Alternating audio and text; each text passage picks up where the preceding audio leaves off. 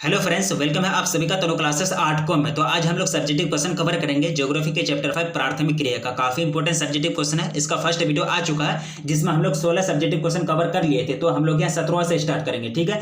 तो मैं आप लोगों को सजेस्ट करना चाहूंगा कि अगर आप इस चैप्टर का थ्योरी कंप्लीट नहीं की है ज्योग्राफी के चैप्टर 5 प्राथमिक क्रिया का, तो प्लीज पहले क्या करें, थ्योरी को कंप्लीट करें। इससे क्या होगा कि आपको जो भी एक तरह से क्वेश्चन पूछे जाएंगे, चाहे वो ऑब्जेक्टिव क्वेश्चन हो या फिर सब्जेक्टिव क्वेश्चन, उसका आप सही सही आंसर आसानी से दे पाते हैं। तो चलिए देखते हैं सेकंड वीडियो का जो सबसे फर्स्ट क्वेश्चन है वो ये है कि मिश्रित कृषि क्या है, यानी मिश्रित कृषि से आप क्या समझते हैं। मिक्स्ड फार्मिंग के बारे में पूरा तरह से थ्योरी में कंप्लीटली बेसिक के साथ बताया गया है। मिक्स्ड फार्मिंग क्या होता है, मिश्रित कृषि क्या होता है। तो मिश्रित कृषि जो होता है इसमें फसल का उत्पादन के साथ साथ एक तरह से पशुपालन भी किया जाता है, जिसके कारण इस कृषि का नाम पड़ जाता है मिश्रित कृषि। और इसमें जो खेतों का आकार होता है मध्यम होता है, यानी एक तरह से मिडिल होता है, ना ही बड़ा आकार होता है ना ही छोटा आकार होता है, ठीक है। एक तरह से मिडिल साइज का होता है। इसमें बोई जाने वाली प्रमुख जो फसल है गेहूं, जौ, राई, जई, मक्का, एक तरह से प्रमुख फसल है। यानी इसमें जो फसल का उत्पादन होता है, कौन कौन फसल है, गेहूं हो गया, जौ हो गया, राई हो गया, जई हो गया, मक्का हो गया, एक तरह से ये सब का उत्पादन किया जाता है। इसके साथ साथ चारे एवं कंदमूल का एक तरह से प्रमुख पैमाने पर यानी बड़े पैमाने पर उत्पादन किया जाता है, जिसके कारण इसी से क्या होता है कि पशु का पालन होता है।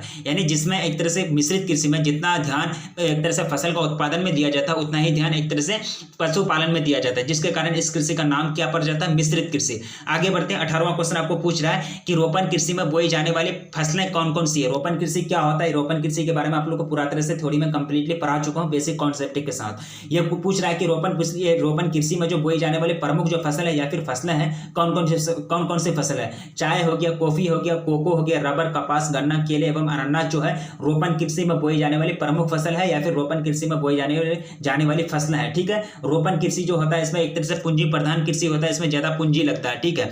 आगे बढ़ते हैं 19वां क्वेश्चन की ओर। क्वेश्चन आपको पूछ रहा है कि तापमान की आवश्यकता के आधार पर फसलों को कितने भागों में विभाजित किया जा सकता है। यानी तापमान के आधार पर एक तरह से टेम्परेचर के आधार पर फसलों को कितने वर्गों में भाग में एक तरह से बांटा जा सकता है, विभाजित किया जा सकता है। तो दो वर्ग में उष्णकटिबंधीय उच्च तापमान के उगने वाली फसलें, दूसरा जो क्षेत्र है उप उष्ण एवं शीतोष्ण क्षेत्रों के निम्न तापमान वाली दशाओं में उगने वाली फसलें। एक तरह से दो वर्ग में, दो एक तरह से कैटेगरी में एक तरह से विभाजित किया जा सकता है, दो वर्ग में बांटा जा सकता है तापमान के अनुसार फसल को। आगे बढ़ते हैं। 20वां क्वेश्चन आपको पूछ रहा है कि 1 किंगरा यानी 1 किलोग्राम चावल का उत्पन्न करने के लिए, चावल को पैदा करने के लिए कितनी मात्रा में जल की आवश्यकता होती है। तो 10,000, लगभग कितना, 10,000। ये एक तरह से एक्यूरेट वैल्यू नहीं है, 10,000 लगभग पानी की आवश्यकता होती है 1 किंगरा चावल उत्पन्न करने के लिए। आगे बढ़ते हैं। 21वां क्वेश्चन सिंपल क्वेश्चन है।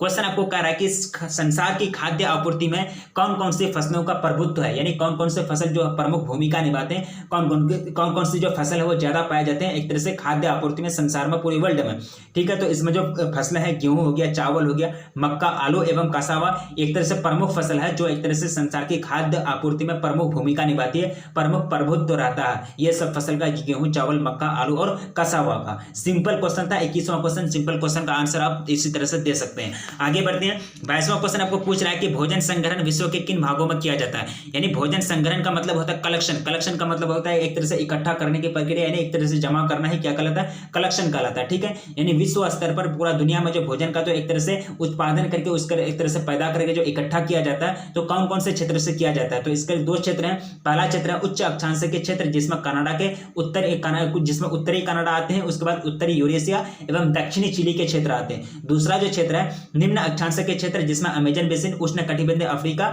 ऑस्ट्रेलिया एवं दक्षिण पूर्वी एशिया का आंतरिक प्रदेश आते हैं। ये दो क्षेत्र हैं जिसमें एक तरह से भोजन का संग्रहण विश्व के किन भागों में किया जाता है, ये दो भाग में किया जाता है भोजन का संग्रहण पूरे वर्ल्ड का, पूरे विश्व का, यानी भोजन का जो एक तरह से कलेक्शन किया जाता है दो भाग में। आगे बढ़ते हैं। 23वां क्वेश्चन आपको कह रहा है कि निर्वाह कृषि क्या है। निर्वाह कृषि के बारे में आप लोग बता चुका हूं, पूरा तरह से थ्योरी में कंप्लीट करा चुका हूं। इसके भी दो प्रकार पढ़ाए थे हम, इसके भी दो प्रकार बताए थे। एक तरह से इसका भी दो प्रकार होता है निर्वाह कृषि का, ठीक है। निर्वाह कृषि जो होता है एक तरह से दो प्रकार होता है, चावल रहित और एक तरह से चावल सहित।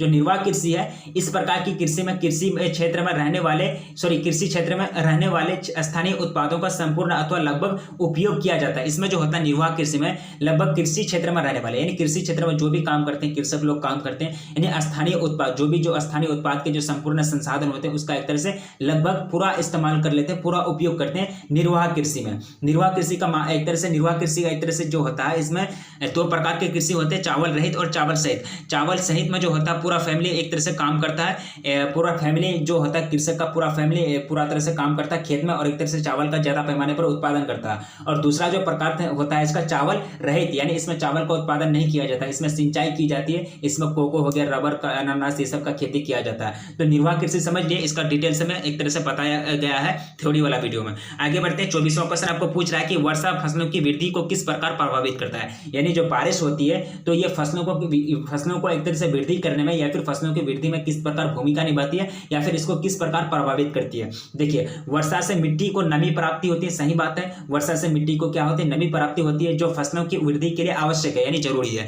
प्रत्येक पौधे की एक जड़ प्रणाली होती है, यानी एक तरह से जड़ लगी हुई होती है, सबका जड़ सब पौधा का क्या होता है, जड़ प्रणाली होता है, जड़ मिट्टी में धसे हुए रहते हैं, जो एक बड़े सतह क्षेत्र पर फैलती है तथा नीचे की मिट्टी से जल सोखती है, यानी नीचे की मिट्टी में जो पानी जमा हुआ जो जल है उसको एक तरह से खींचती है, सोखती है। फसलों के लिए जल की आवश्यकता में अंतर पाया जाता है कि जैसे कि 1 किलो गेहूं को उत्पन्न करने के लिए 15 किंगरा जल की आवश्यकता, जबकि इतनी ही मात्रा में 1 किलो यानी 1 किंगरा चावल का उत्पादन में लगभग 10,000 किंगरा एक तरह से पानी की जरूरत पड़ती है, आवश्यकता पड़ती है। यानी पानी जो होता है यानी वर्षा जो होता है एक तरह से अलग अलग भूमिका निभाता है।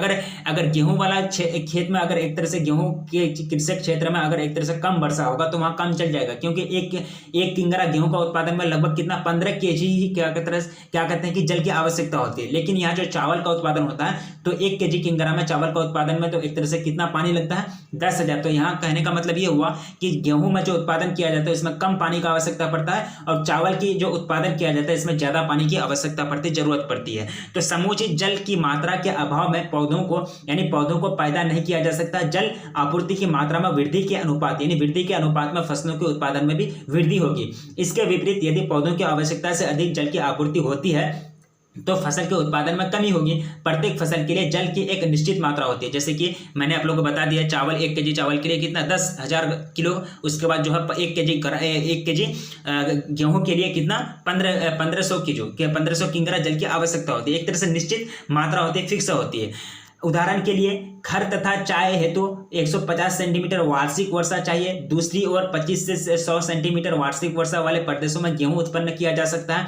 उसके बाद पृथ्वी तल सतह का 50% से अधिक भूभाग 25 से 100 सेंटीमीटर वार्षिक वर्षा प्राप्त करते हैं, इसलिए गेहूं सबसे अधिक क्षेत्र पर पैदा की जाने वाली फसल है। यह आपको ऑब्जेक्टिव के रूप में पूछा जा सकता है, गेहूं जो है सबसे अधिक पैदा की जाने वाली फसल है एक तरह से क्षेत्र में, यानी एक तरह से जो उर्वर यानी क्षेत्र होते पैदा करने वाले क्षेत्र होते हैं, जो भी भूमि होते खेत होते हैं, गेहूं सबसे ज्यादा पैदा किए जाते हैं, क्योंकि इसमें जो होता है 25 से 100 यानी एक तरह से 25 से 100 सेंटीमीटर वार्षिक जो होता है वर्षा होता है, इसी की आवश्यकता पड़ती है, ज्यादा वर्षा की आवश्यकता नहीं पड़ती है। ठीक है, क्वेश्चन आपका था कि वर्षा फसलों को किस प्रकार वृद्धि को एक तरह से प्रभावित करती है, वर्षा फसलों की वृद्धि को किस प्रकार प्रभावित करती है या फिर उसको एक तरह से किस प्रकार उसमें प्रभाव डालता है, असर डालता है। 24वां क्वेश्चन मेरा कवर हो गया।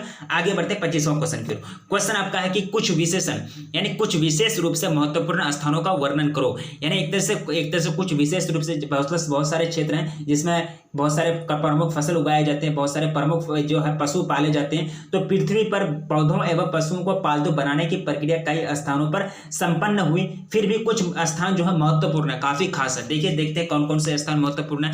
दक्षिण पश्चिम एशिया तथा पूर्वी भूमध्य सागर में क्या किया जाता है कि गेहूं हो गया, गेहूं चौथिन ये सब क्या हो गया, भेड़ एक तरह से हो गया, बैल हो गया, गाय हो गया, ये सब पाले जाते हैं। गेहूं मटर ये सब क्या किए जाते हैं, उत्पादन किया जाता है। कौन सा क्षेत्र में, दक्षिण पश्चिम एशिया तथा पूर्व भूमध्य सागरीय प्रदेशों में। ठीक है, दूसरा पॉइंट आपको कह रहा है कि दक्षिण पूर्वी एशिया में आम हो गया, वनस्पति हो गया, संस्कृति हो गया, उसके बाद जो एक तरह से इसमें हो गया मुर्गी बत्तख वगैरह, ये सब का एक तरह से पालन पोषण होता है। उसके बाद ये सब का उत्पादन होता है, वनस्पति का बड़े पैमाने पर केला हो गया, ये सब का क्या किया जाता है, उत्पादन किया जाता है। कौन सा क्षेत्र में, दक्षिण पूर्वी एशिया में। तीसरा जो क्षेत्र है चीन। ठीक है, चीन में क्या किया जाता है कि चावल जवर बाजरा ये सब का उत्पादन किया जाता है, चाय प्याज ये सब का उत्पादन किया जाता है, मुर्गी बत्तख ये सब पाले जाते हैं चाइना में एक तरह से। ठीक है, एक तरह से प्रमुख क्षेत्र के बारे में बात की जा रही है, एक तरह से महत्वपूर्ण क्षेत्रों के स्थानों के बारे में वर्णन की जा रही है। तो चौथा क्षेत्र है हमारा प्यारा भारत। तो यहाँ यहाँ जो आपका एक तरह से भारत में जो होता है, चावल हो गया, चना हो गया, बैगन हो गया, मिर्च, नींबू, ये सब क्या किए जाते हैं, उत्पादन किए जाते हैं। उसके साथ साथ जो एक तरह भैंस हो गया, मुर्गी हो गया, ये सब मतलब जो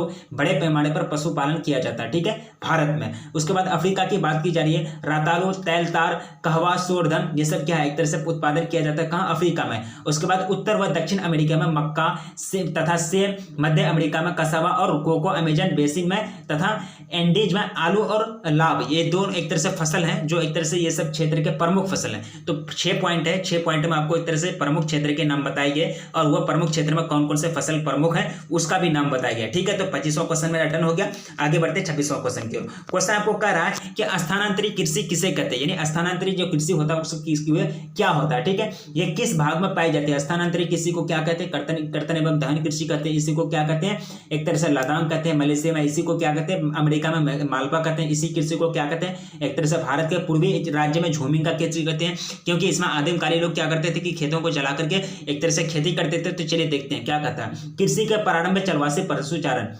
यानी कृषि के प्रारंभ में चलवासी पशुचारण के स्थान पर से अपेक्षाकृत अस्थायी जीवन की शुरुआत हुई। कृषि के सबसे आदिम स्वरूप को क्या कहते हैं, यानी आदिमकालीन लोग जो कृषि करते थे, यानी जंगल में जो लोग रहते थे, आदिम स्वरूप जो होते थे, तो आदिम स्वरूप रूप को क्या कहेंगे, स्थानांतरित कृषि कहेंगे। इस प्रकार की कृषि अभी संसार के कुछ भागों में प्रचलित है, यानी फेमस है। यह मुख्यतः उष्ण कटिबंधीय वनों में अपनाई जाती है। इस प्रकार की कृषि में वनों को साफ कर उसको जलाया जाता है, इसको एक तरह से जलाया जाता है और उस पर खेती की जाती है, इसी को एक तरह से, जिसके कारण इसको कर्तन एवं दहन का कृषि भी कहते हैं, ठीक है। एक जगह से दूसरे जगह भी जाना भी पड़ता है, क्योंकि एक तरह से उर्वरता क्षमता घट जाती है, यानी एक तरह से जो होता है, जो उर्वरक क्षमता यानी उपजाऊ की जो शक्ति होती है भूमि की, वह घट जाती है, जिसके कारण कृषक जो है दूसरे जगह जाते हैं, फिर वहां जा करके खेती करते हैं, ठीक है।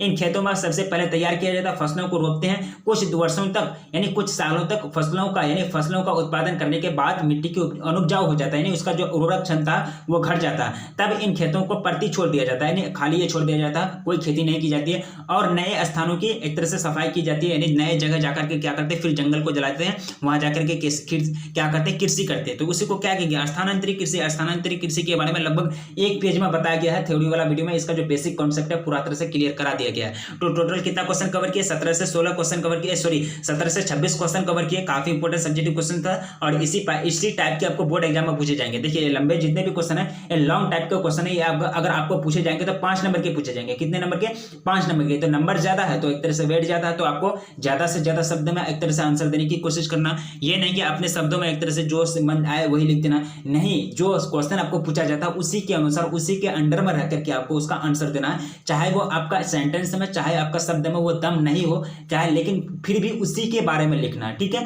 तो आपको क्वेश्चन का आंसर इसी प्रकार देना है। तो क्वेश्चन हम लोग कवर किए, तो 17 से 25 क्वेश्चन कवर किए, लगभग 17 से 17 क्वेश्चन कवर किए। काफी इंपोर्टेंट सब्जेक्ट क्वेश्चन था। निर्वाह कृषि क्या होता है, ये सब के बारे में पूछा गया। भोजन संग्रहण विश्व के कितने भागों में किया जाता है, किन किन भागों में, 2 भागों में किया जाता है, ये सब पूछा गया क्वेश्चन है, ठीक है। और खाद्य, जो संसार में जो खाद्य आपूर्ति होती है, कौन कौन से फसल इसमें प्रभुत्व भूमिका निभाते हैं, यानी एक तरह से अहम पाए जाते हैं। चावल, गेहूं, मक्का, आलू, कसावा जो है एक तरह से अहम है खाद्य पूर्ति में, यानी संसार के खाद्य पूर्ति में 1 किलो चावल उत्पादन करने में कितना पानी की आवश्यकता पड़ती है, 10,000 किलो एक तरह से पानी की आवश्यकता पड़ती है। तापमान के अनुसार जो एक तरह से फसलों को विभाजित किया जाता है 2 वर्गों में, उष्ण कटिबंधीय, उसके बाद उप उष्ण एवं शीतोष्ण क्षेत्र में। उसके बाद रोपण कृषि में बोई जाने वाली कौन कौन से प्रमुख फसल है, ये सब पढ़े, सवाल पूछा गया। उसके बाद मिश्रित कृषि क्या होता है, ये सब पूछा गया, ठीक है। तो टोटल कितना क्वेश्चन कवर किए, 17 से 26 क्वेश्चन कवर किए। काफी इंपोर्टेंट सब्जेक्टिव क्वेश्चन था। अगर आप प्लीज चैनल पर पहली बार आए तो प्लीज चैनल को सब्सक्राइब कर लीजिए, क्योंकि चैनल पर आपको एक तरह से तैयारी कराई जाती है, चाहे वो सब्जेक्टिव क्वेश्चन हो या फिर ऑब्जेक्टिव क्वेश्चन, एक तरह से पूरा थ्योरी के साथ